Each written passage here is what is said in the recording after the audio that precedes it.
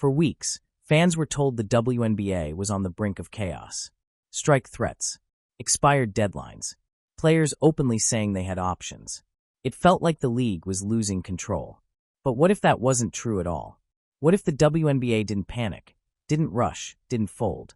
What if they simply waited? Because while everyone was focused on what players were demanding, something far more important was happening behind the scenes.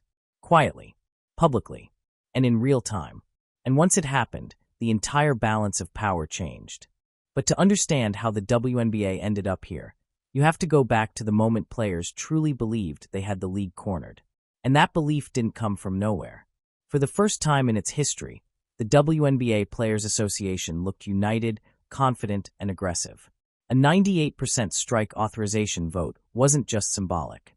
It sent a message, not just to owners, but to fans, sponsors, and the media. This wasn't the WNBA of old. This was a league riding its most successful season ever. Attendance up, viewership up, new media deals signed, and players knew it. They talked openly about leverage. They talked openly about alternatives. They talked openly about not needing the league in the same way they once did. And for a moment, it worked. Public opinion shifted fast.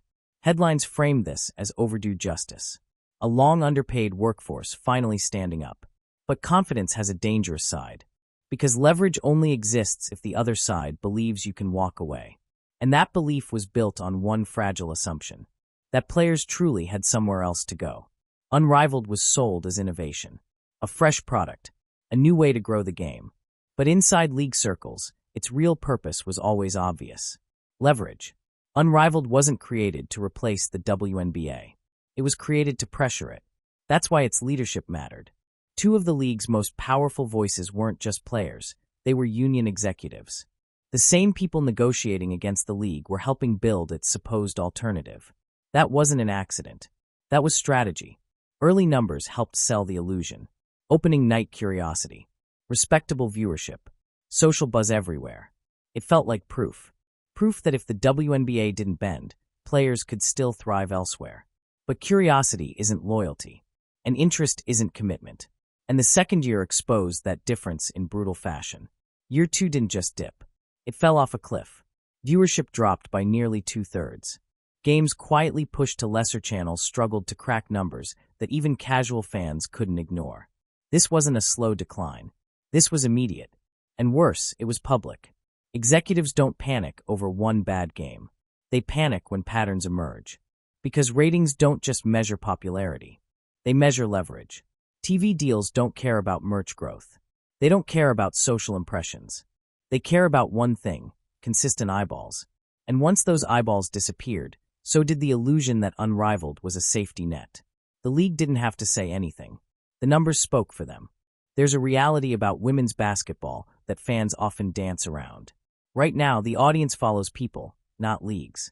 When certain names play, viewership spikes. When they don't, it doesn't. Unrivaled didn't lose viewers randomly. It lost them because the biggest draws weren't there. No Caitlin Clark. No Aya Wilson. No Sabrina Ionescu. No Angel Reese. And that absence revealed something uncomfortable. The collective doesn't yet carry the weight the individuals do. Even players acknowledged it. Ratings don't appear because you wish for them. They appear when stars show up. And that reality reshaped every conversation happening at the negotiating table. Because leverage built on popularity collapses when popularity proves selective. Players spoke about choice, about flexibility, about not being boxed in. But real options must be reliable. A league that loses most of its audience in 1 year isn't an option. It's a risk. And owners saw it clearly. They weren't reacting emotionally. They weren't rushing statements. They weren't panicking. They froze the board. Moratoriums don't just pause contracts. They pause momentum. Free agency stalled. Expansion plans delayed. Uncertainty spread. And uncertainty favors the side that can wait. While one alternative weakened, another emerged. Project B looked bold. Global. Well-funded. 7 tournaments. International stages. Massive promises. And on paper, it looked threatening. But history is ruthless with new leagues. Promises come cheap. Execution does not. Schedules don't clash until they do. Funding sounds endless until it isn't. And the moment Project B overlaps with the WNBA calendar, players face a choice they didn't want to make. Because one league is proven, and one is still theoretical. Lost in the noise was a simple truth. The league didn't come empty-handed. Proposed salary jumps weren't symbolic. They were massive. Minimum salaries quadrupling. Average salaries skyrocketing. Maximum contracts reaching levels once unthinkable. For a 4-month season, the numbers changed lives. And yet, it still wasn't enough. Because this negotiation wasn't just about pay. It was about control. Gross versus net isn't a slogan. It's a structural demand. And structure determines sustainability. The league wasn't arguing emotion. It was arguing survival. Strike votes mean nothing without endurance. Threats mean nothing without alternatives. And once Unrivaled collapsed, the dynamic shifted. Owners didn't have to respond. They didn't have to threaten. They just waited. History shows what happens when leagues miscalculate leverage. Fans don't always come back. Momentum doesn't always return. And replacement is always easier than people want to admit. This wasn't about punishment. It was about patience. The league outlasted the moment. Now players face a choice. Take historic raises. Build stability. Grow the product further. Or chase leverage that no longer exists. Because business doesn't care about fairness. It cares about power. And power just shifted. What makes this moment dangerous isn't the numbers themselves. It's the precedent they set. Because once a league proves it can wait you out, every future negotiation changes. Forever. And the players may not realize it yet, but this wasn't just a missed opportunity. It was a turning point. The WNBA didn't counter publicly. They didn't escalate rhetoric. They didn't leak desperation. Instead, they let time do the work. That's something powerful organizations do when they believe momentum is on their side. They don't argue. They observe. Every day the moratorium stayed in place, pressure shifted. Not toward the league, toward the players. Free agents sat in limbo. Expansion teams waited. Careers stalled. And uncertainty is brutal when your playing window is short. Because players don't have years to wait this out. The league does. At first, fans stood firmly behind the players. It made sense. They saw revenue growth and assumed profits followed. They saw packed arenas and assumed the league was flush. But as details emerged, that narrative cracked. Reports of losses. Long-term subsidies. The difference between growth and profitability. Suddenly, the conversation changed from why won't the league pay to can the league afford this right now? That shift mattered more than any vote. Because once public pressure fades, negotiations become quieter, and quieter negotiations favor ownership. No one wants to hear this part. But leagues survive players leaving. They don't survive disappearing audiences. Development pipelines exist. Younger players are waiting. International talent is growing. And while stars can't be replaced overnight, rosters can. This isn't about threatening individuals. It's about leverage.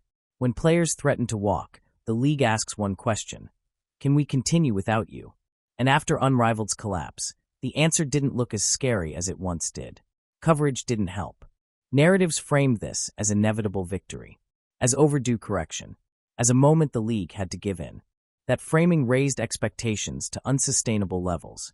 Because once fans believe a specific outcome is guaranteed, anything less feels like failure, even if the deal is historically generous.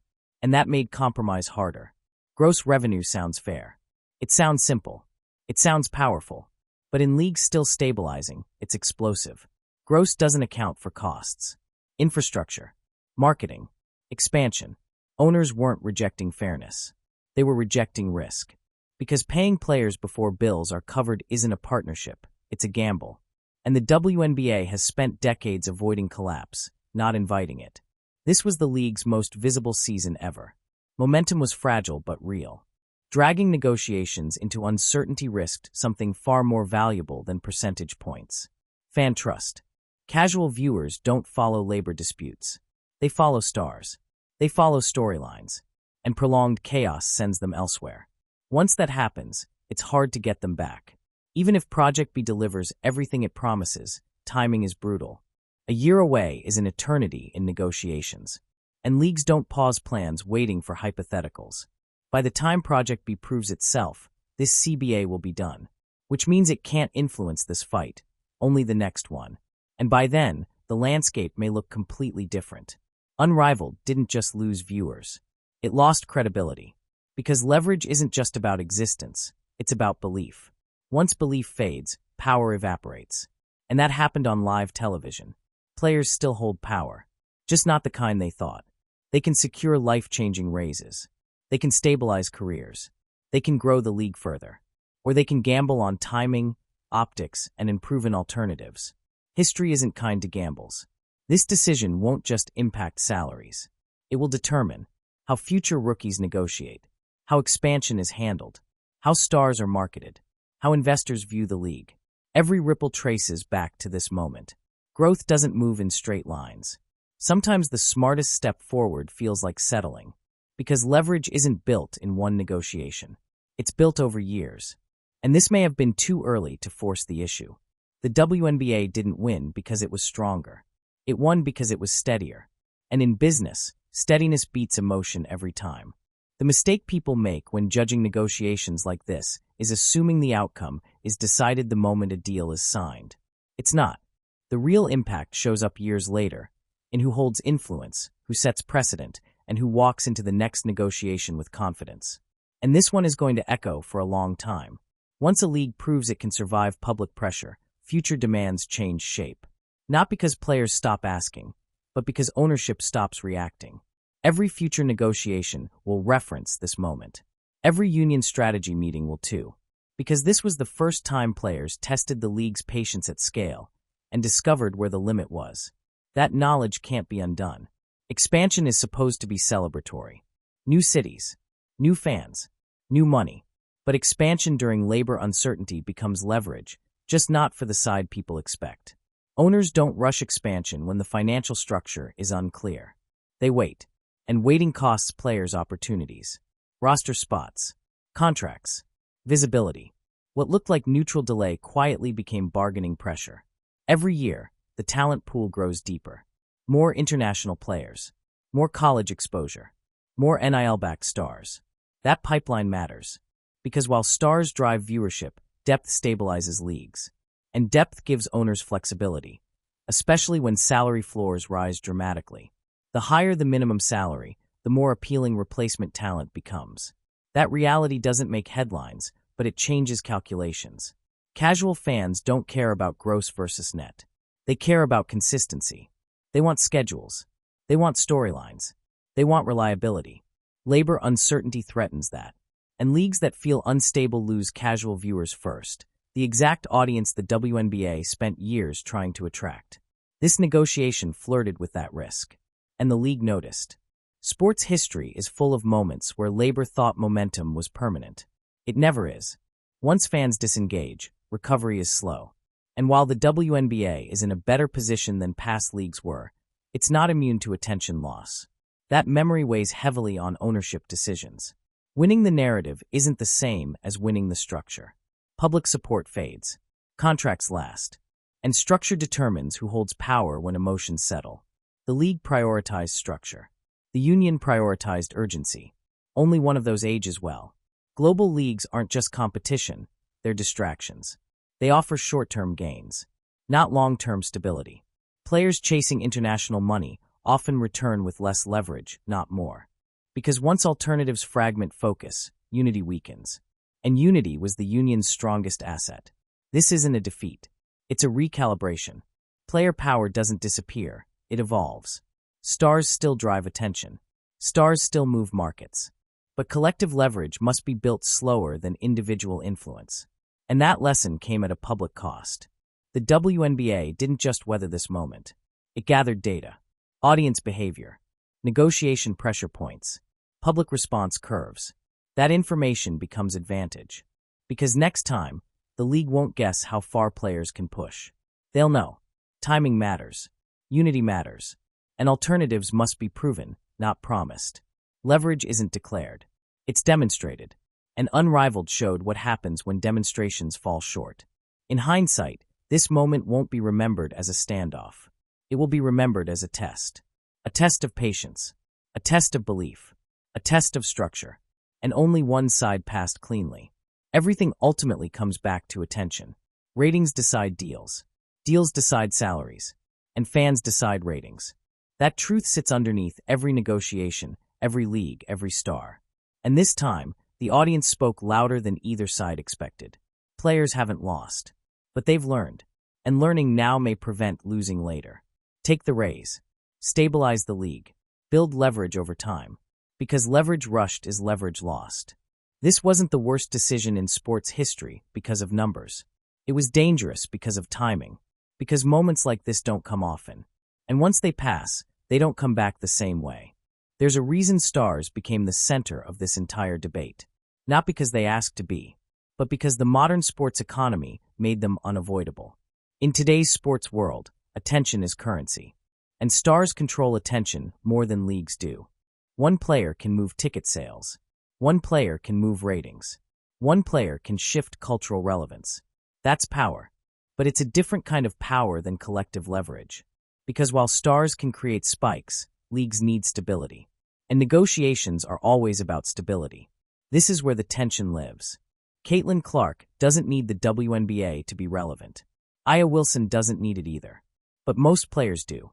And negotiations aren't driven by the top 1%. They're driven by the entire workforce. That imbalance creates friction. Because collective demands rely on unity, but individual stars can afford patience. And that disconnect weakens pressure faster than people realize. Fans say they support players, but their behavior tells a more complicated story. They show up for names. They tune out for uncertainty. They move on quickly. That's not cruelty. That's reality. And leagues plan for reality, not intention. Which is why the WNBA watched viewership patterns closely during this standoff. Because fan behavior doesn't lie. Unrivaled wasn't rejected. It was ignored.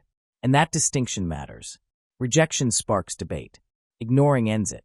Viewers didn't protest. They didn't complain. They simply didn't show up. And that silence carried more weight than any statement. Momentum feels permanent until it isn't. Once attention shifts away, winning it back costs more. More marketing, more promotion, more risk. Leagues avoid that at all costs. And ownership recognized the risk immediately. That's why they didn't rush. This CBA isn't the end goal. It's a checkpoint. Expansion, media deals, global growth. All of that depends on predictability. And unpredictability scares investors more than low profit margins. Because margins can grow. Chaos scares money away. Everything players asked for will eventually happen. Higher revenue shares, bigger caps, longer seasons. But leverage grows alongside proof. And proof takes time. The WNBA just reached its breakout moment. Trying to lock in permanent structural changes at that exact moment introduced risk. And ownership chose caution. Negotiating in public changes incentives. Statements become performances. Compromise looks like weakness. That dynamic hardened positions on both sides. And once positions harden, resolution slows. Which again favors the side that can wait. Owners aren't afraid of paying players. They're afraid of committing to a structure they can't sustain. Because undoing salary systems is nearly impossible without damage. And the league isn't old enough to absorb that shock yet. Most fans won't remember revenue percentages. They'll remember whether games happened, whether stars played, whether excitement stayed alive. That's the scoreboard leagues watch. And the WNBA protected it. Why this moment wasn't a defeat, but a warning. The union didn't lose credibility. It lost urgency. And urgency is the fuel of leverage. Without it, negotiations slow. And slow negotiations favor institutional power. The choice that still exists. Players still control the future. But only if they play the long game. Build consistency. Grow the audience. Expand star recognition. Then negotiate again, from strength. Because leverage earned over time sticks. Leverage forced too early cracks. The shift nobody saw coming. This wasn't a league flexing authority. It was a league discovering patience. And patience changes everything. Final setup for what comes next. The next CBA will be shaped by this one. The next media deal will reference it. The next alternative league will learn from Unrivaled's mistake. And the next negotiation won't look like this one at all. Because both sides learned. There's a temptation to look at moments like this and declare winners and losers. But power shifts in sports rarely work that cleanly. They're quieter, slower, and often misunderstood until much later. That's exactly what's happening here. Why this moment will be misread for years. On the surface, it looks like a stalled negotiation. Behind the scenes, it was a reset. Both sides revealed more than they intended. The players revealed how much leverage they believed they had. The league revealed how long it was willing to wait. And that information changed everything. The difference between influence and control. Players influence the game. Leagues control the structure. Those two forces coexist until they collide. This negotiation wasn't about silencing influence. It was about protecting control. And control is the last thing institutions give up easily. The hidden cost of forcing a breakthrough moment. Breakthroughs feel exciting. They make history. But history doesn't always reward the first mover. Sometimes it rewards the patient one. The league understood that forcing rapid change during a fragile growth phase could backfire. And once growth stalls, leverage disappears entirely. Why stability is the currency investors care about. Investors don't ask who won the narrative. They ask, are games being played? Are stars showing up? Are fans watching consistently? Labor uncertainty threatens all three. That's why ownership decisions felt cold. They weren't emotional. They were preventative. The lesson Unrivaled accidentally taught everyone. You don't build leverage by existing. You build it by being essential. Unrivaled wasn't essential. It was optional. And optional products don't scare established leagues. They expose risk for the people relying on them. Why this won't be the last power struggle. Player empowerment isn't going away. It's just evolving. Future stars will negotiate differently. Future unions will plan differently. Future leagues will prepare earlier. This wasn't the end of conflict. It was the beginning of smarter conflict. The fans' role going forward. Fans often underestimate their power. Every click, every tune-in, every ticket purchased. That's leverage. And this situation proved it. Because when audiences didn't follow Unrivaled, the entire negotiation shifted. Not because of statements. Because of silence. What smart growth actually looks like. It's not explosive. It's incremental. More viewers this year than last. More consistency. More recognizable faces. That's how leverage is built sustainably. Not through pressure, through proof. The most important decision hasn't been made yet. The real decision isn't about percentages. It's about strategy. Do players lock in progress and build from it? Or do they chase an ideal outcome before the foundation is ready? That choice will shape the next decade. Why this moment will be referenced again and again. Every negotiation needs a reference point. This became one. A reminder that momentum can fade. That alternatives must be real. That patience is power. And once learned, those lessons don't disappear. The quiet shift that defined everything. No press conference announced it. No headline captured it. But the moment Unrivaled's numbers dropped, the leverage equation changed. And once equations change, outcomes follow. The pressure point nobody planned for. What changed everything wasn't a vote, a statement, or a deadline. It was exposure. Because once the audience numbers became public, every assumption was tested at once. Negotiations rely on perception. Leverage relies on belief. And belief collapses fast when reality contradicts it. Executives don't need to argue when data does the work for them. How transparency became a weapon. Ratings aren't supposed to be emotional. But when they're tied directly to bargaining power, they become ammunition. Once viewership declined in a visible, undeniable way, the league didn't gain leverage. It inherited it. Not by action, by observation. Every future meeting after that moment carried an unspoken truth. One side could wait. The other couldn't. The psychological shift inside negotiation rooms. Negotiations aren't just numbers on paper. They're posture. Once confidence wavers, so does patience. What had started as firm demands quietly turned into recalibration. Not publicly. Internally. Because once an alternative looks unstable, it stops being mentioned as leverage and starts being mentioned as risk. Why this moment quietly redefined options. Options only matter if they reduce dependency. Unrivaled didn't reduce dependency. It exposed it. And that exposure reframed every conversation. Suddenly, the WNBA wasn't one option among many. It was the anchor. The timeline problem players can't escape. Leagues plan in decades. Players plan in seasons. That mismatch is brutal during labor disputes. Every month without clarity impacts careers. Every delay affects income. Every pause shortens windows. Time didn't just pass during this standoff. It applied pressure. The subtle shift from demand to defense. At some point, negotiations stop being about what you want. They become about protecting what you already have. And that shift changes tone. Aggression softens. Urgency fades. Compromise enters the room. Not because someone lost, but because reality asserted itself. Why the league never needed to win. Ownership didn't need a victory lap. They needed stability. And stability doesn't require dominance. It requires endurance. This wasn't about overpowering players. It was about outlasting uncertainty. The long shadow this casts over future strategy. No future union leadership will ignore this moment. No future alternative league will underestimate audience behavior again. No future negotiation will assume momentum guarantees leverage. That knowledge reshapes strategy permanently. The quiet reversal of pressure. At the beginning, pressure flowed upward. Players pushing. Public watching. League responding. By the end, pressure flowed inward. Players waiting. Careers paused. Decisions narrowing. And no announcement marked the shift. It just happened. The space where the next conflict will form. The next fight won't look like this one. It will be quieter, earlier, more calculated, because both sides now understand the real variables. Attention, timing, patience, and that understanding changes everything. Inside the union, where confidence first started to crack. Publicly, everything looked solid. Unified statements. Firm language. No visible hesitation. But internally, negotiations don't move as one voice. They fracture quietly. Different career stages create different risk tolerances. Veterans think differently than rookies. Stars think differently than rotation players. And once uncertainty stretches on, those differences surface. Not as arguments, as questions.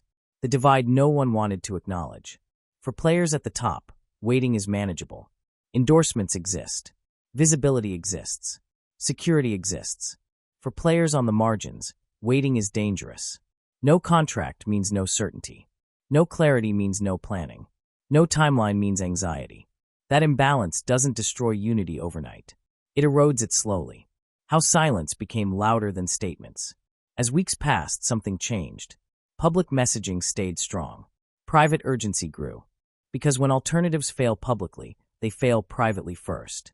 And once internal confidence wavers, external pressure loses force. That's how leverage fades without anyone announcing it. Media narratives that missed the real shift.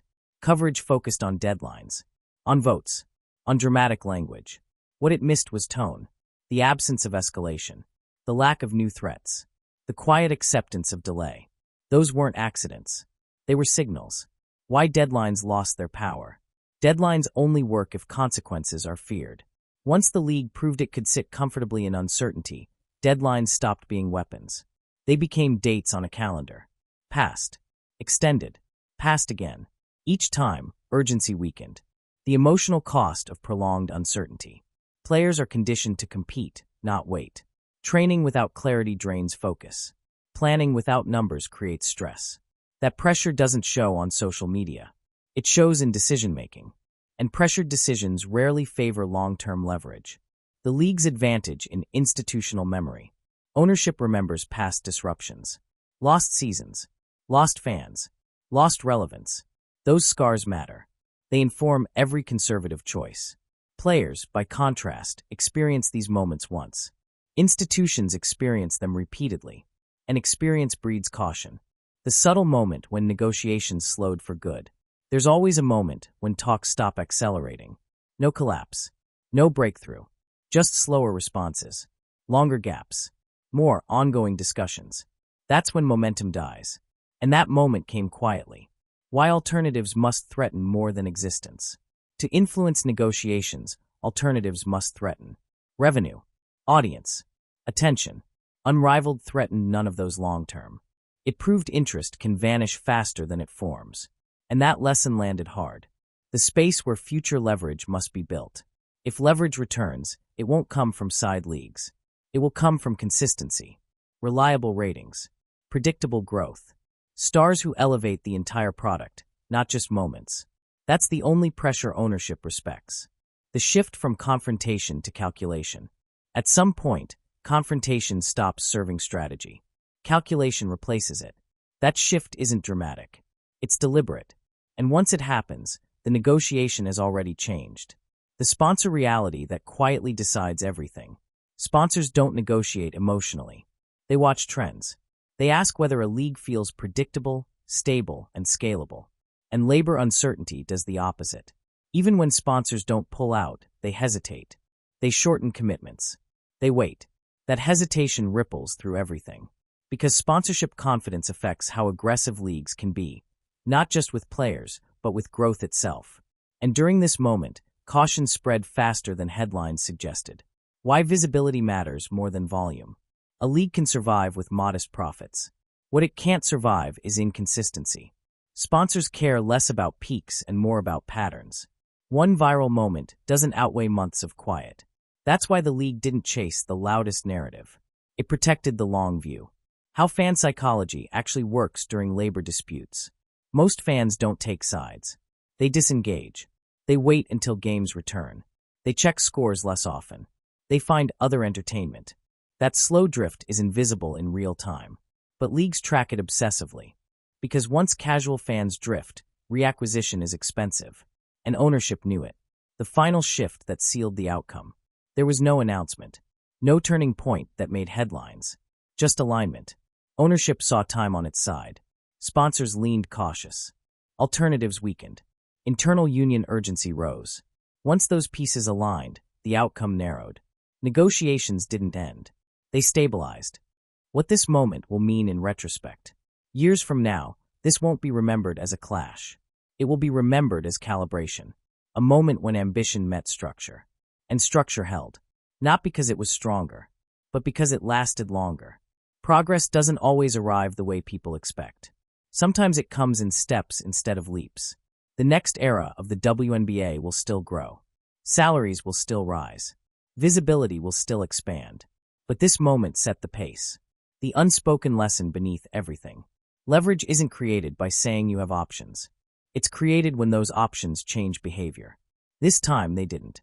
And that realization reshaped the balance. This wasn't an ending. It was a foundation. The next negotiation will look different because of it. The next stars will enter a league shaped by it. The next power struggle will carry its memory. And when that moment comes, the decisions made here will explain everything. The WNBA didn't freeze progress. It slowed it just enough to survive it. And sometimes in sports and in business, survival is the move that keeps everything else possible. If you want breakdowns like this, not surface-level takes, not recycled headlines, but what's actually happening behind the scenes, make sure you subscribe to Basket now. This channel is for fans who care about how the game really works, not just what's trending today. And if you've got a take on how this should have played out, drop it in the comments, because this conversation isn't finished, and the next move is going to surprise a lot of people.